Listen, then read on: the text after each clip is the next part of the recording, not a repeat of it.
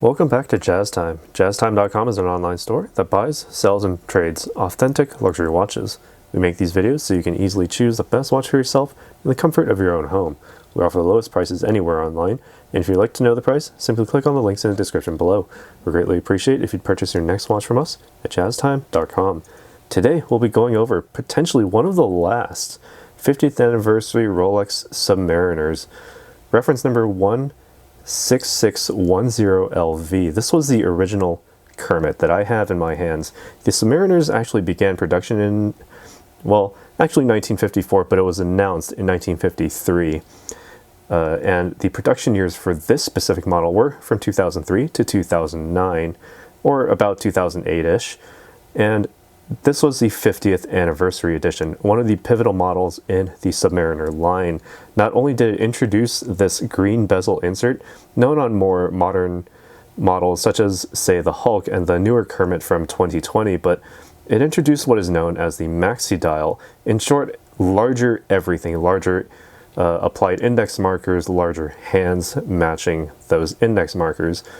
They were originally on the Yachtmaster models, but this one is the first of these Submariner models to feature that maxi dial. But before we go any further, let me just go over this watch for the first time viewers. We'll be talking about the case, the bezel, the dial, the crown, the movement, bracelet, and I'll be giving you my thoughts throughout the video. Alright, so this case is made of oyster steel, 40 millimeters in diameter from finger to thumb. Oyster steel is Rolex's own proprietary blend of steel and other materials in order to create this high polish with exceptional durability and shine as well, brushed on the front with high polish along the sides.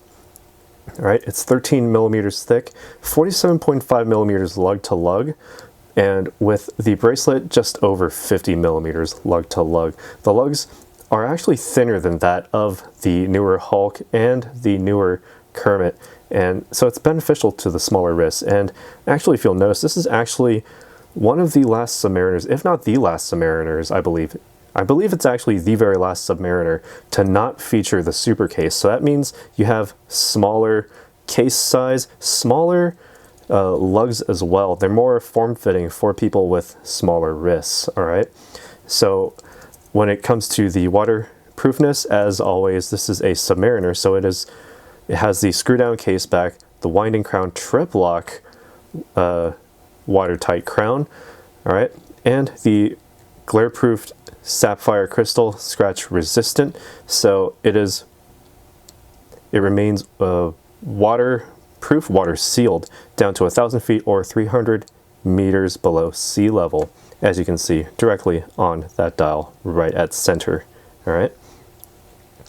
Okay, so this crystal, as I said, is a glare-proof sapphire crystal, resistant to scratches as well, and it also has a Cyclops lens directly over the date. My minute hand is covering the date, as you can see, but you can still see it underneath because the magnification helps the optics effectively. It acts as an optical element to allow you to still see the time behind that minute hand, or the date behind that minute hand.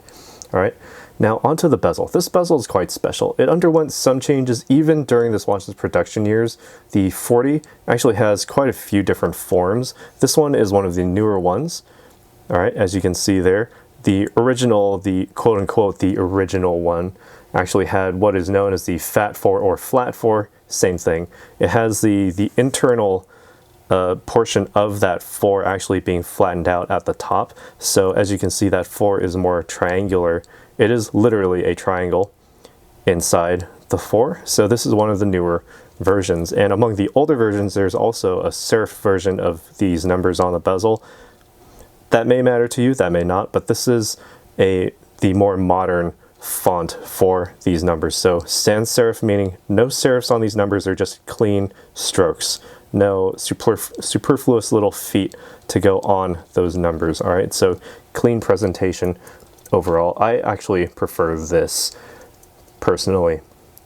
All right, so the very first versions of the model were also made with a green closer to that of sort of an olive green, giving it the nickname Bertolli, but you know, that's not what we have here. This is still the 50th anniversary line, and I intend to treat it as such.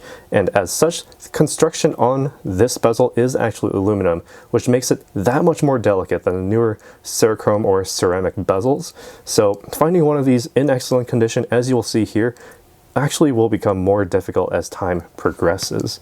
All right, now I touched on this a little bit earlier, but let's looking at the dial. They introduced the Maxi dial to the Submariner line, and it was originally part of the Yachtmaster series. It enlarged the hour marks, making the indices larger, and the hands were also enlarged to match, all for ease of readability. All right, and looking at the edge of the dial and at the inner bezel, I believe if I can get my camera to focus there, you can see what is known as a rehaut, R-E-H-A-U-T. That's effectively the engraving on the inside of the bezel, where you can see Rolex multiple times. It also has the serial number at the 6 o'clock.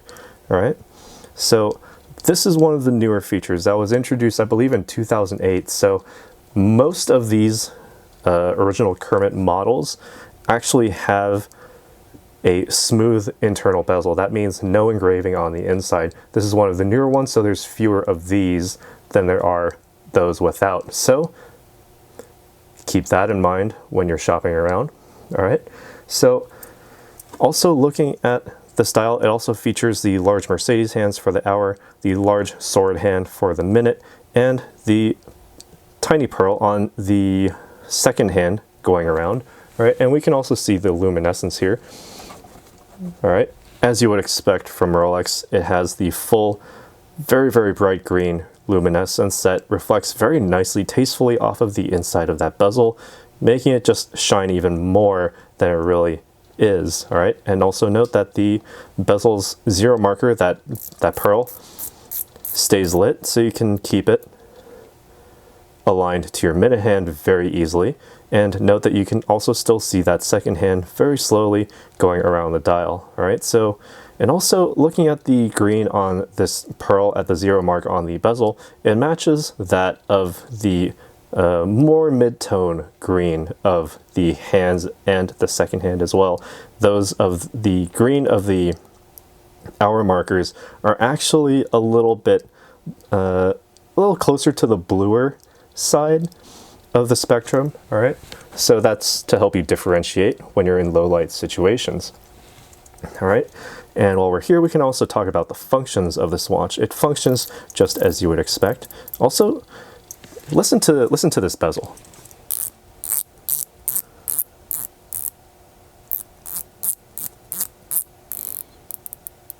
All right, it has a very, very, very nice sound to it, not as crunchy as, say, the Omegas, and it's a bit more in line with more Cartier's style of rotating bezel. It's got that sort of muted feel. It's not really made to be super loud because, you know, when you're underwater, you can hear it very clearly, and you know, this is made for underwater use, so it's not made to be. It's not made to effectively tell all the sea life, hey, look, I've got a Submariner, come attack me. No, this is more like, hey, this is a Submariner. I'm just going to keep track time of your decompression stops nice and easy without, you know, attracting, you know, potential predators and scaring away the small fish down there. All right. All right, and now when it comes to the functions of this watch, again, simply just unwind the crown to the first position. You can wind the watch just as any Rolex would have you do. All right, about 25 to 30 full winds is all you really need to get it started from a dead stop. All right, and as you get closer to the full power reserve on here, you'll actually feel the damping on this actually start to tighten. So that's quite a good signal there, as is standard of every Rolex. Pull out to the second position and you can then rotate the crown about 180 degrees to advance the date by one. Actually, it's a little bit less than 180 degrees. It's not exactly a quarter turn, but it's somewhere between a quarter turn and a half turn. So the throw is, you know, actually not that bad. It's quite forgiving, right? If you happen to accidentally overshoot, you know, for example, you can still have a chance to sort of roll it back, all right? And if you find yourself on the 30th of a month, you can just advance it to the 1st of the next month very easily. All right, pull it out to the final position, and note that it hacks at seconds hand, so it is quite a modern movement in that respect. You can stop the seconds hand, so you can then adjust the minute hand precisely as you need. Press the crown all the way back in, screw it tightly against the case to ensure that superior water resistance. And what allows all this to work is the 3135 caliber movement inside. It is a cost certified superlative chronometer, plus or minus 2 second per day time differential per 24 hours, as is standard of just about every modern Rolex. It has the center mounted hour, minute, and seconds hand with that rapid setting of the date with the stop seconds as well, just as I had demonstrated for you literally just a few seconds ago. It has the balance wheel speed of 28,800 vibrations per hour with a glue suitor balance wheel with the Breguet overcoil hairspring. So you have the magnetism resistance as well as shock resistance. Obviously, don't go mountain biking with this, don't throw it into a volcano, but you know, keep it in, take care of your watch and it will take care of you. If you find yourself in extreme situations that you yourself can tolerate, your watch will be just fine. All right, it has 31 joules inside with bidirectional winding rotor, all allowing you up to a 48-hour power reserve. All you really need to do is just wind it once fully, wear it on your wrist to continue winding it throughout the day. All right, so you can set this down for about 2 days and then pick it up, and you'll continue to the continual wearing of this watch will keep the winding up. If you really need to, you can mechanically and physically wind the watch as well. All right, so when we're talking about the bracelet, there have been some differences to the bracelet. This one is made of oyster steel, all brushed, brushed surfaces on every single surface. All right, this one has solid end links, meaning that there's no intermediary, there's no second separate portion of this end link. It's just one single piece. All right, and also note that these intermediary links in the center of this oyster style is actually hollow, as you can see all the way through them. So that adds, to the lightness, the wearability of this watch. It's very good in that respect. All right, now going down to the clasp, we have the Rolex stamped clasp with the clamshell. It also has the safety lock, so it's good to keep it nice and tight against your wrist. The Rolex logo on the inside there, high polished as well. All right, and it also has that extension system. All right, if you were to set this properly, all you need to do is just simply press this little circle on this link right there, I believe, if you can focus on it, yeah. And so you can extend it from there if you need, all right? All right, so while we're here, we can also try this on the wrist, and we can actually see how it looks on a 7.25, 7.5 inch circumference wrist. All right, so for me, it fits very well. All right, I also have a good ratio of case to bracelet. I don't have the case overwhelming the bracelet all that much, and that's all thanks to the super case. This is the smallest case available on a modern Submariner, and actually this is sort of like, not so much modern, but sort of the bridge between the legacy, the vintage, and the new modern style. All right, note that the lugs actually do hug my wrist a little bit better than the newer Submariners would, because they have that better sort of feel, better sort of fit to them, as you can see on the side there. And with only, I believe, an 11 or 13 millimeter height, actually it doesn't feel like 13, it feels closer to like a 12 or 11 thickness, so it'll slide very nicely under a suit cuff should you so desire. This looks absolutely very nice, and even though the Submariner was made for the practical purposes of diving, made for different types of navies as well. All right, so this is essentially the bridge between the older ones and the newer ones. This one actually has sort of that take of it can be used recreationally as well. All right, so when it comes to the weight of wearing this, this is probably one of the lighter Submariners that I've actually worn. Thanks to that aluminum bezel, it's got a little bit lighter, and as well as the smaller than super case here. actually makes it very, very nice, where it's not too heavy, and there's not a whole lot of counterbalance in this bracelet. It is much thinner, much less mass going on with the bracelet, so it's not quite a counterweight, but that actually attributes so much more to the case. The case is so light that the bracelet doesn't have to be that heavy to have a good sense of weight distribution. You're not swinging a gigantic ball and chain around. You actually have a nice timepiece on your wrist. All right, when it comes to the feel of the bracelet, just feels like an Oyster style bracelet. Comfortable, but not quite as regal as, say, the Jubilee style or President style bracelets, but you get what you get, and that is certainly, strong construction here, no superfluous pieces. It's all for practical purposes. Now, when you're looking at this watch in specific, I would look at this more than just the practical purposes. When it comes to the legacy, knowing that this is a 50th anniversary edition model, this is also one of the rarer pieces, as it does have that inscribed bezel. All right, it makes it much easier to identify, for authorized dealers as well when verifying this watch, because they can just simply look at the inscription. That helps. All right, also the color of that bezel is a bit lighter than you would expect on the newer Kermits that you would see from 2020 and 2021 and beyond.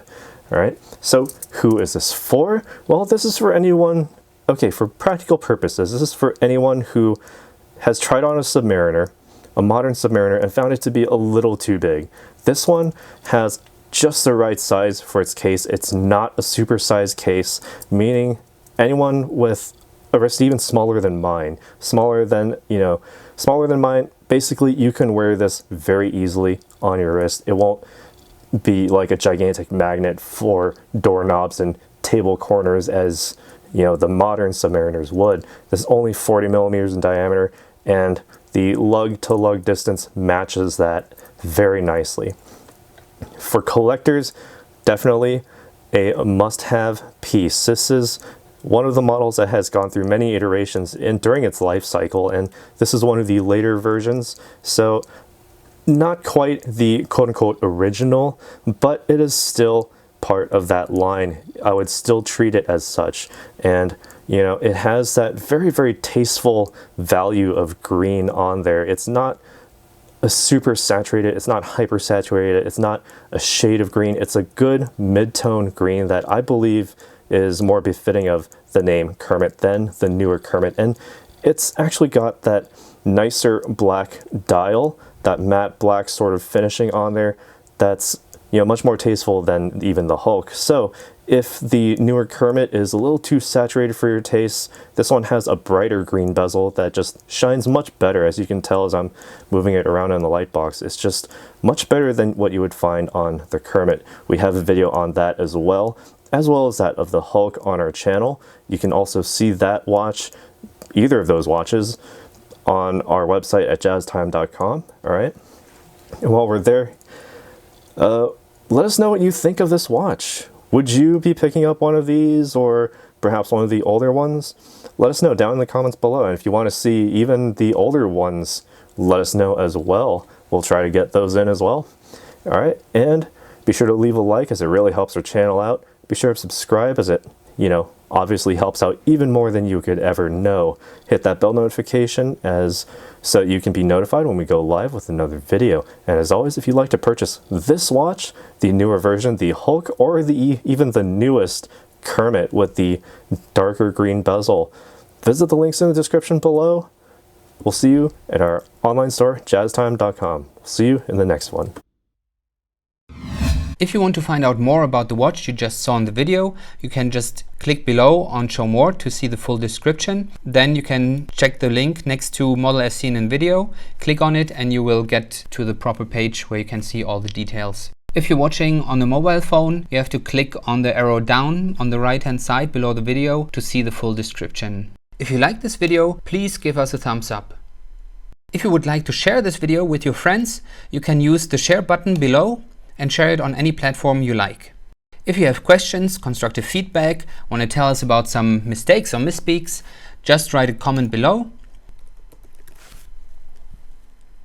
If you want to see more videos like this, you should subscribe to our channel and visit our channel page where you can find all the videos. And if you're interested in a specific watch brand, you can check out our playlists. If you want to check the price for a watch or want to buy one, remember at jazztime.com you always get a steep discount, so you should check the prices with us. If you want to know the price for a specific watch, just go to Google, type in JazzTime, plus the brand, model and the details you're interested in, and Google will find the right page for you.